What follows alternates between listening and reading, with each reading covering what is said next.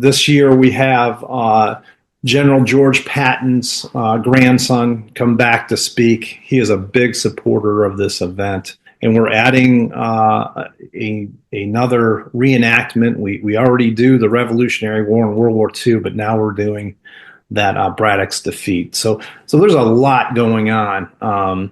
You won't get bored, I'll tell you that much. You are listening to History Man, the platform for historians, curators, and authors to tell their stories of the American Revolution. Walk in the footsteps of heroes and proclaim freedom reigns. On today's episode, we have Paul Graham, CEO of the American Heritage Festival in Lake City, South Carolina. He's been a frequent guest of ours every year. Paul, tell us a little bit about what's going on. Well, thanks for inviting me again, Eric. I really appreciate it, and getting the word out to people. Usually, our farm is about the Revolutionary War and Francis Marion, who, a spectator would be able to come out to the farm and walk in those same steps that he walked in. So that is the crutch of our festival, is the American Revolution and Francis Marion in particular, and his actions on the farm. So we have the 2nd South Carolina who comes out to support that. This year we also are including Francis Marion's Brigade. We also have the 33rd Afoot, which is a British unit, and the 23rd Royal Welsh Fusiliers, which are a British unit. We have the Mecklenburg Militia, and on and off we get the 3rd Continental Light Dragoons. And this year we're going to have several cannons, one of which will be inaugurated for the farm. We'll have our own cannon, a 3-pound cannon that we're going to be firing off, and the cannon master who built this is going to come down and do the first firing. So that's the Revolutionary War end of things. We also have sutlers who come and vend, items from that period, which is interesting, as well as presenters, encampments. And we also have a preacher who talks about life during that time, and he talks to his congregation. The spectators are the congregation, and he talks about how the British treat them and why they're upset with the British, and what they need to do about it. So that's an interesting take on the American Revolution, basically from a meeting house. So those are things that are related to the American Revolution. We also have the Georgetown Museum coming out to see us, and they have a big display of Francis Marion, and they know we are related to Georgetown through a few attacks on Georgetown. So they're coming out to support us. Yeah, let me stop you right there and just remind our audience, or let our audience know, that you're no stranger to South Carolina. You actually traced your lineage all the way back to the first families of South Carolina. This farm is unique in that regard. Your American Heritage Festival has become a little mainstay in that community as you celebrate America, and it's situated on your family property that Francis Marion actually used during the Revolutionary War. I think that's pretty cool. I think it's a cool thing for people to rally around in that community, and certainly Lake City, has a place in history. Really, when you think about freedom in America, we say that the Revolutionary War was not started here in South Carolina, but we certainly won it here in South Carolina. And so when you think in terms of freedom and the ideals of the American Revolution, Lake City played a big part in that. And we thank you for putting this Heritage Festival on. How did that become a passion project of yours? Well, my father really wanted me to inherit this farm. He said it never was out of the Graham family hands. I'm from Michigan, which made no sense to me. But As I researched this and inherited this farm, I came up with a lot of different things. One of which is that my grandfather was born and raised on that farm. He would have been the seventh generation of Grahams, and he went off to World War II to be a medic for the 94th Aero Squadron, and changed his origination papers to work in the Detroit auto industry at the turn of the century, around 1918 or so. So that's why I'm from Michigan. The interesting things that I found were when I went down to Lake City, to the farm, and to our home there, my granduncle had artifacts and paperwork and or all original wills from our first generation to now. And so I was able to build out our family tree and look at the time during the American Revolution, and Francis Marion popped up a lot. And really every family member, and it was a large family member, had claims against the American Revolution.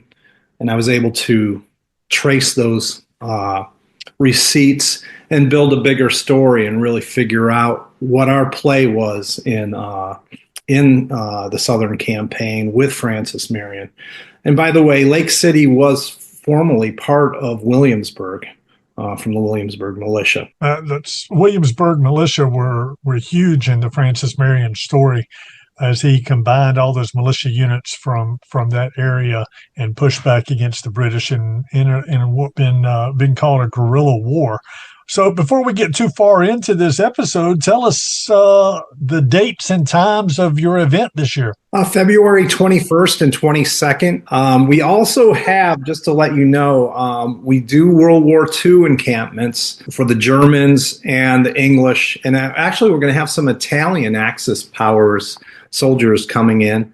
And we do a reenactment. We have an encampment there also. The farm's big enough so that we can have these different eras and not, cross paths. We also this year are bringing in the French and Indian Wars.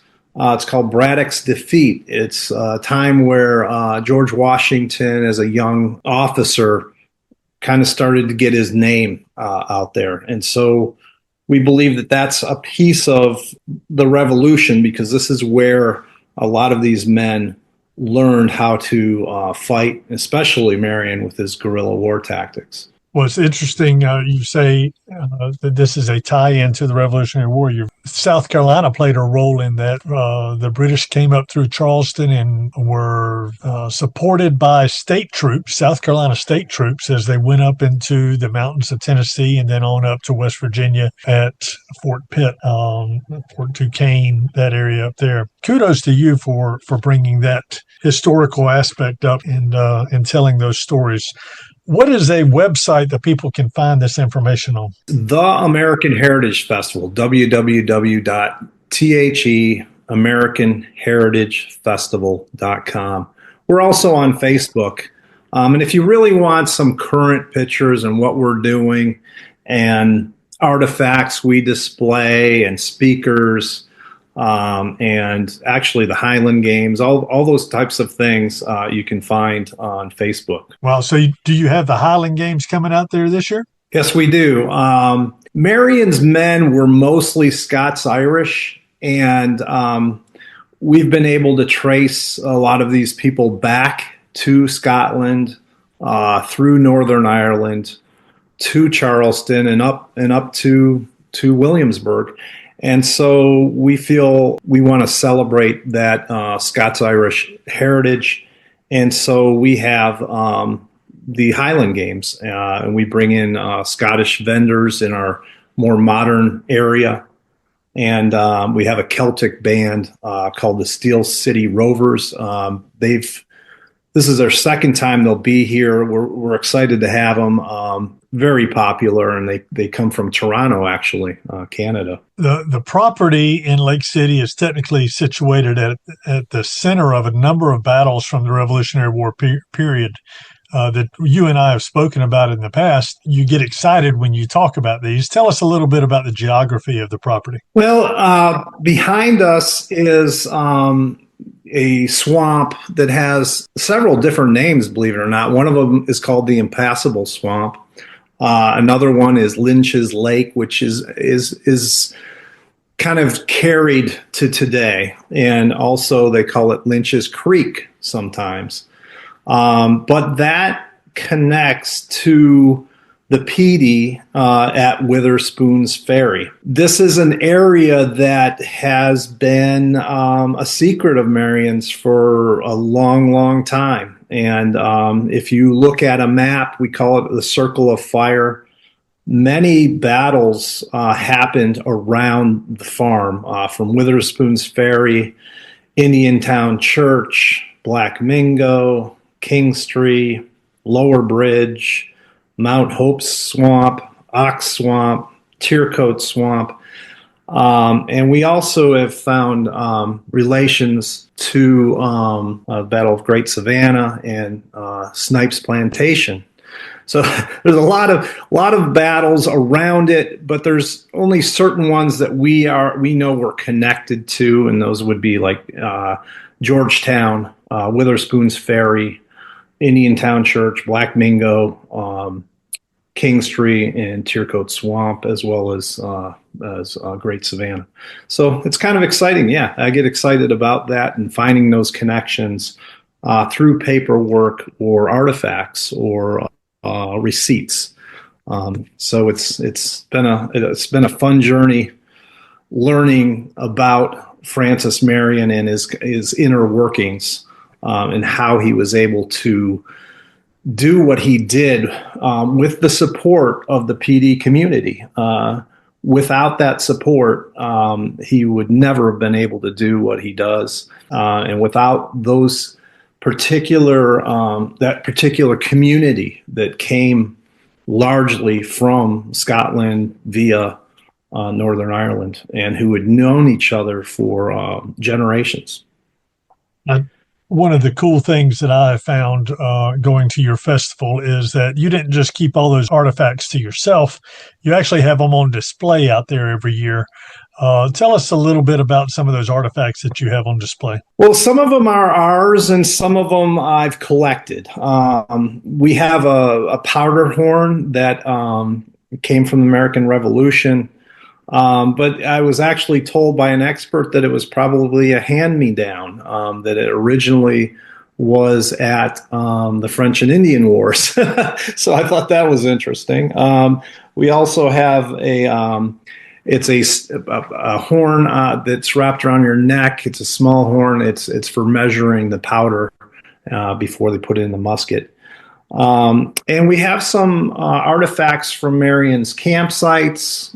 We have a cannonball that he would hide his cannonballs in the swamps, in the rivers. You know, a few decades ago, some of these places were found, and so we have one of those cannonballs.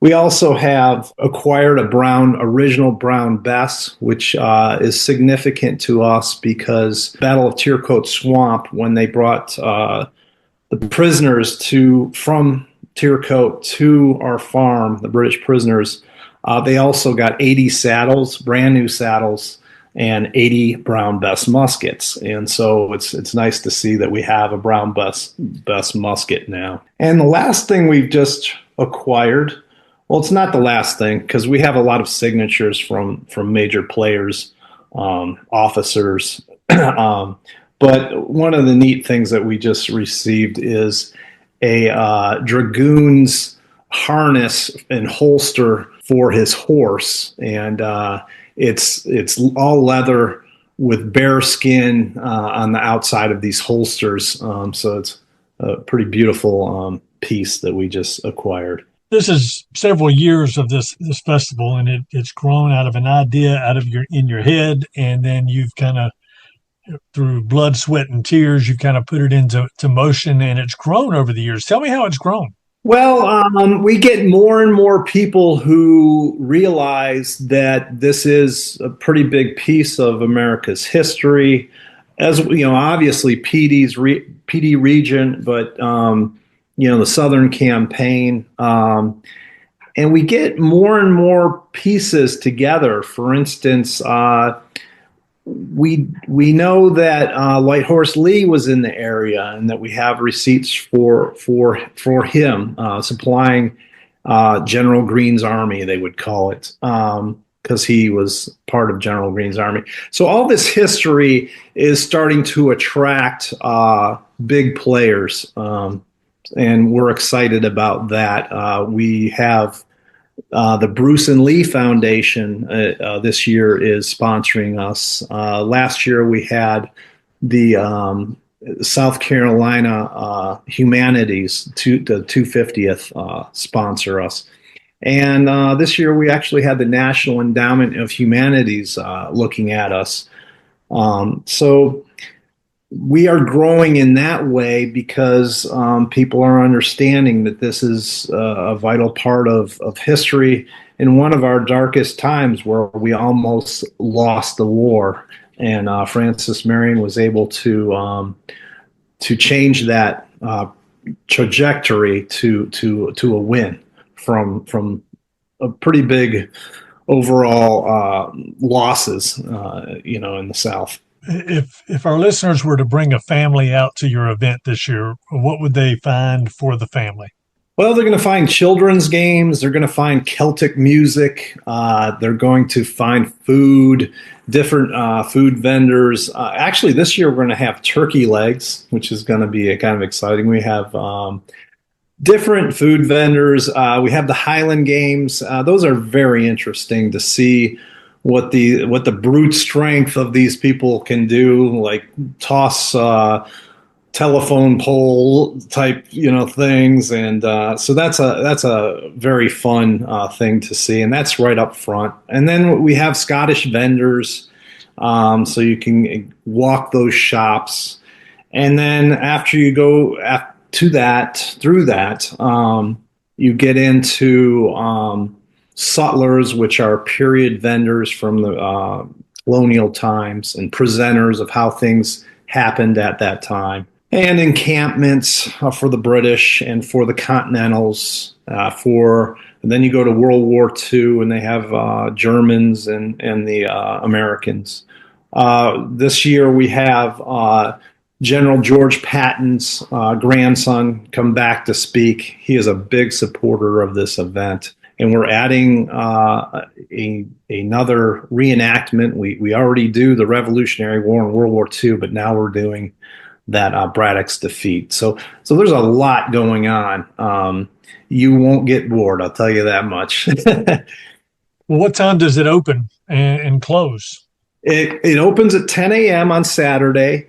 And depending on if you want to go to the bonfire at night, you're welcome to do that. They fire off cannons. They put steel wool in the cannons and the muskets, so when they fire it, it looks like fireworks. And they sing around the campfire, all the reenactors, and it's a really nice time. But as far as active events like the reenactment, that pretty much ends around 4 o'clock. And then as it gets dark, they transfer into the big bonfire in the back of the farm. Well, as we come to a close of this episode, I've got to ask you, Paul, like ask a lot of my guests, what does liberty mean to you? Liberty means to me a freedom to of the people to govern the government, for the government to be of the people, so that they reflect the people's needs and what they need to be taken care of. Not in a socialist way at all, but to be able to practice their religion, to learn their history, to do the things that will help them aspire and to capture their dreams. Those types of things are what liberty means to me. What would you hope people take away from this festival of yours that you have going on every year? Well, for the PD region and for South Carolina, I want them to take away a lot of pride, because without this community, without these South Carolinians, we probably, we may still be British.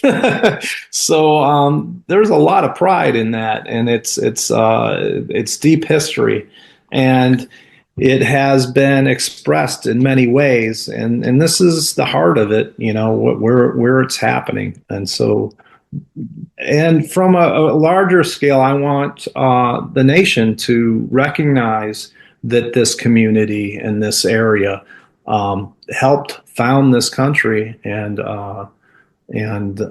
changed the trajectory of the American Revolution.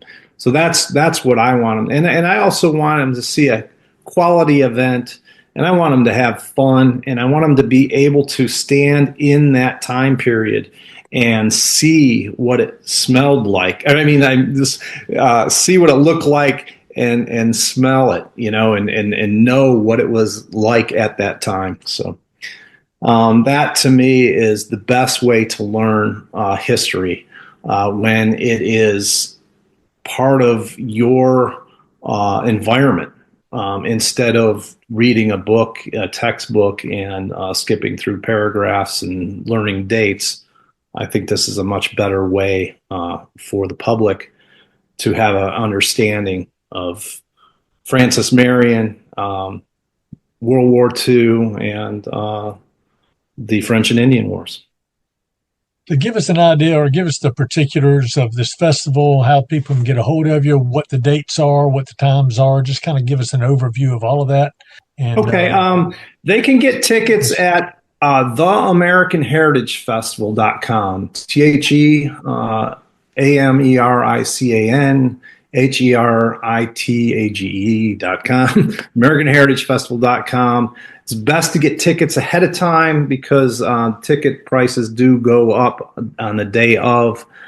So now is the best time. I think the tickets are a little bit less than $20 a piece. There's family packs for $36, includes 2 adults and 2 children. Children under 10 are free. But come to our Facebook page, the American Heritage Festival, and also go to our website to learn our history and to see who's coming. And the times start at 10 a.m. on Saturday morning, and till probably 8 at night if you want to stay for that bonfire, and they call it Festival Lights, and then on Sunday it starts again at 10 a.m. and it goes till 4.